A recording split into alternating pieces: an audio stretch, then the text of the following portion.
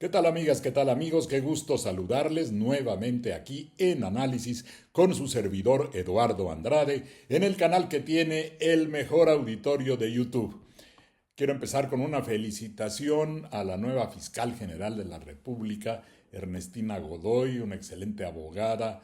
Tengo una magnífica impresión de ella. He tenido la fortuna de tratarla personalmente. Creo que hizo un muy buen papel al frente de la Fiscalía de la Ciudad de México y que es muy promisoria su participación en el cargo de fiscal general de la República, porque creo que la cercanía con la presidenta de la República es algo bueno, no malo, como se ha querido presentar en una serie de críticas, diciendo en algunos casos que es una farsa la manera como se le llevó al cargo, que poner una lista de 10 para luego saber que de todas maneras ella iba a resultar electa, que eso está mal. No, no, no no es una farsa el seguir los procedimientos que están previstos en la Constitución. En muchos países ocurre que las formalidades dan un determinado sesgo específico a ciertos procedimientos. Estoy pensando, por ejemplo, en la designación de un primer ministro en la Gran Bretaña o del presidente del gobierno en España. Hay una designación que se hace formalmente por el rey y todo el mundo sabe que a quien va a nombrar el rey es el electo por el parlamento, aunque el acto formal lo realiza el rey, porque así es allá, es el procedimiento que ellos tienen. Eso no quiere decir que sea una farsa. Aquí, ¿qué es lo que ocurre? Que el procedimiento previsto en la Constitución señala que el Senado debe formar una lista de 10 personas que cumplan los requisitos. No dice la Constitución que tenga que abrirse una convocatoria pública para los que quieran entrar. Es un método que adoptó el Senado, pero bien podrían los senadores, a través de la Comisión de Justicia, hacer un listado con las facultades que les da la Constitución de 10 nombres que cumplan los requisitos para que de entre ellos la presidenta presente una terna y dentro de esa terna el Senado designe. Ese procedimiento que se inventó, la verdad, es una complicación innecesaria que derivó de la pretensión de una gran autonomía de la Fiscalía respecto de la presidencia, la cual provenía de una concepción, a mi manera de ver, equivocada, y que, así lo he dicho hace muchos años, no lo estoy diciendo ahora, para mí la Fiscalía, antes Procuraduría General de la República, no tenía por qué haberse convertido en un órgano constitucional autónomo, porque ya tenía una autonomía. Ya, ¿qué es la autonomía técnica de determinados organismos como el Ministerio Público? Que tiene que resolver aplicando la técnica, en este caso jurídica, para el análisis de la posible presentación de una acción penal.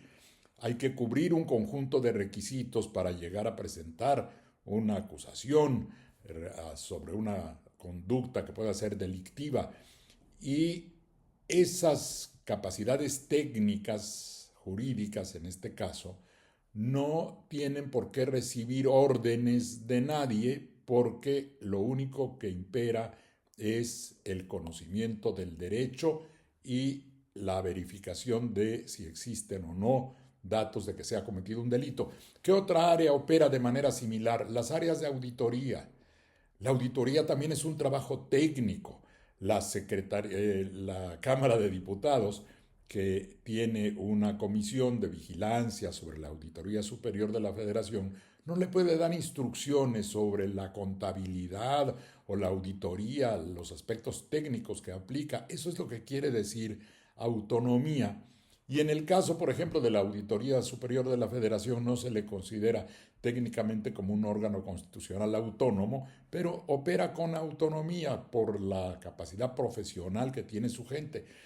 Así ha sido, así era, no era necesaria, déjenme decirlo de este modo, la autonomía como un requisito de carácter constitucional porque ya había esa autonomía técnica. ¿Qué fue lo que pasó? Que se exacerbó el intento de convertir al fiscal, al transformarse la Procuraduría General en Fiscalía también, se dijo que se escogió un fiscal carnal, que el presidente de la República no debería proponer a quien fuera fiscal y que tendría que tener autonomía. Se malinterpretó, se convirtió la autonomía en una característica política, no jurídica. La jurídica ya la tenía. Y en muchos casos la pretensión de la oposición al gobierno, cualquiera que fuera el titular de la presidencia, la oposición quería tener un opositor en la fiscalía en vez de un colaborador del presidente, cuando lo que se necesita es esa colaboración. Y es lo que buscó la presidenta Sheinbaum, y creo que es lo adecuado. Miren, yo hablo con conocimiento de causa. Yo trabajé desde la Procuraduría General de la República, muy cerca de un procurador muy prestigiado que fue don Sergio García Ramírez, procurador en 1983. Yo tenía la función administrativa de la Procuraduría y la de comunicación social. Y conocí muy bien por dentro el esquema. Siempre fue autónomo el procurador. Nunca supe yo que hubiera un intento de dirigir desde el Ejecutivo las funciones del Ministerio Público, que son funciones técnicas.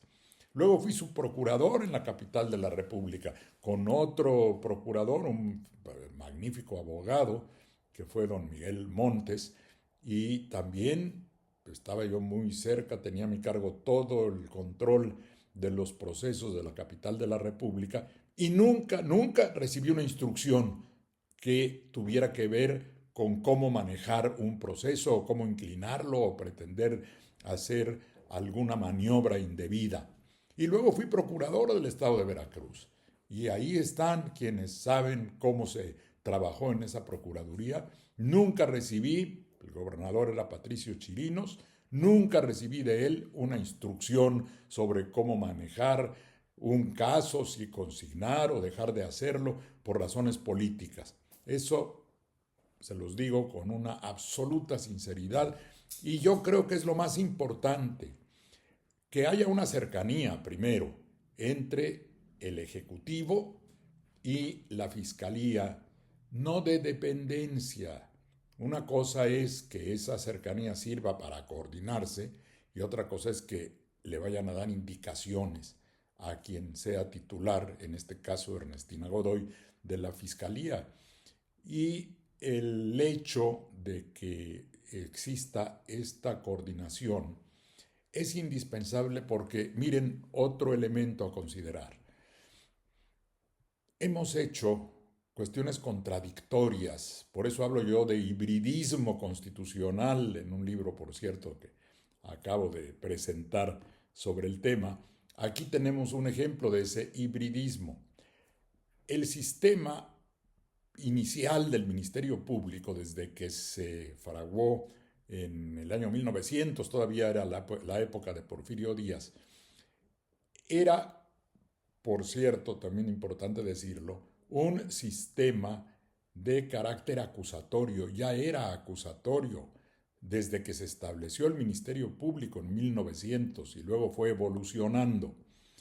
Y había una clara separación entre la función de las policías preventivas, que no tenían facultades de investigación, y el Ministerio Público, que tenía a su cargo la entonces denominada Policía Judicial, que es la que tenía que realizar las investigaciones en relación con posibles delitos. De manera que estaba más separada, era más autónoma la Procuraduría, antes de que con el nuevo sistema penal se introdujera la idea de que las policías preventivas deben colaborar y participar en la investigación desde su inicio. Hay que reconocer que esa idea no es mala, porque muchas veces es la policía preventiva la primera que conoce, la que está en la escena del crimen, y es necesario desde ahí que aprendan a preservar las pruebas, cosa que no hacen muy bien, por cierto. Ahí hay que meter mucho la mano para que se realice una función coordinada entre la policía preventiva y la policía de investigación y el trabajo del Ministerio Público. Pero se unieron y no me parece que estuviera mal esos trabajos. Pero luego se dijo, hay que hacer autónoma la fiscalía. Pues eso es contradictorio. Al contrario, lo que se requiere es mayor colaboración, que es, creo, lo que está buscando, sin el creo, lo ha dicho la propia presidenta, buscar una mejor coordinación, colaboración en la política de persecución del delito. Y qué bueno que aclaró la nueva fiscal que dijo, no, no se trata de hacer persecuciones políticas, hay que buscar que no haya impunidad y que se persiga eficazmente el delito. Qué bueno que lo señaló así, porque yo lo que veo, con toda sinceridad, es que la única persecución que quiere hacer la presidenta es una política de persecución efectiva contra el crimen, particularmente contra el crimen organizado. Si algo ha sido evidente en este sexenio encabezado por Claudia Sheinbaum, es el hecho de que hay una clara política dirigida a combatir con eficacia el crimen en general y en particular el crimen organizado. De modo que hay que pensar que el sistema como tal operó como tenía que operar, pues ni modo que no se hiciera el procedimiento previsto en la Constitución. Tenían que cubrirse los 10 nombres. Hubiera sido mejor, a mi manera de ver, usar o que volviéramos al sistema de los Estados Unidos. En Estados Unidos el presidente de la República, el presidente de los Estados Unidos, hace la designación que tiene que ser ratificada por el Senado, punto. Y ese es el sentido de colaboración entre el Attorney General allá de Estados Unidos y la presidencia. Era el sistema que México tenía y con la supuesta autonomía se le empezó a dar toda esta vuelta de que pongan 10 y luego vienen 3 y luego designa fulano. Deberíamos volver al sistema de designación de la presidencia con ratificación. Aquí en la práctica fue lo que ocurrió y eso no quiere decir que hubiera farsa. Quiere decir que para llevar a la práctica esa circunstancia de búsqueda de colaboración era necesario cubrir los requisitos. A ver, búsquense los 10 nombres, mándenme los 10 nombres, ahí le van 3 de la terna y de ahí, pues por supuesto que si la presidencia en cualquier lugar tiene el apoyo mayoritario y en este caso incluso se rebasó la cantidad de los 2/3 necesarios para la designación, pues evidentemente que el apoyo de los partidos que están unidos en torno al programa de la presidencia iba a sacar adelante a la persona que la presidencia quería que llegara ahí a la fiscalía para poder tener mejor ese trabajo de coordinación. Y miren, estuve buscando en dónde se dan autonomías del tipo de México. En algunos cuantos países, en 6, en América Latina, está Colombia, está Chile, algún otro. Hay de 15 que estuve revisando, 9 no tienen autonomía constitucional, Argentina no la tiene, Uruguay no, Paraguay no, Panamá no, Guatemala no, Honduras, Salvador, Nicaragua, Costa Rica. Y en el mundo, en Estados Unidos ya expliqué cómo se hace la designación, en España es el gobierno el que hace la propuesta y pasa por una audiencia con el Consejo del Poder Judicial y algún otro requisito meramente formal, y luego designa o nombra el rey a la persona que quiere el gobierno que esté en esa función de fiscalía. En Alemania también es el gobierno el que designa y hay prácticamente la intervención es solo del gabinete del gobierno federal alemán. No se necesita pues esa supuesta autonomía que se quiera concebir como enfrentamiento entre la Fiscalía y el Ejecutivo. Al revés, si depende del Ejecutivo, la policía, en este caso de García Harfuch, que requiere un trabajo conjunto, esa policía que interviene en la primera fase de investigación tiene que aportarle elementos a las investigaciones que habrá de concluir el Ministerio Público para poder llevar el asunto al ejercicio de la acción penal. Tienen que efectuar un trabajo coordinado.